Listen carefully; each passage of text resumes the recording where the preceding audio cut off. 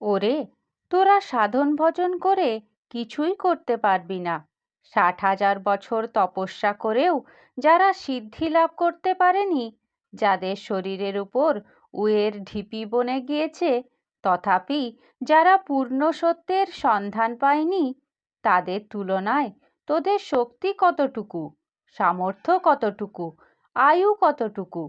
তাই আমি বলছি, তোরা সকল ছেড়ে সকলের আশায় জলাঞ্জলি দিয়ে একমাত্র আমার শরণাপন্ন হ। আমার পানে তোদের হৃদয় মন উন্মুখ করে রাখ। আমায় একটু ভালোবাসতে অভ্যাস কর। আমি তোদের সকল অভাব মিটাবো, সকল আশা পূর্ণ করব। তোদের সব হবে, তোরা সব পাবি, কিছুরই অভাব থাকবে না তোদের। জয় গুরু।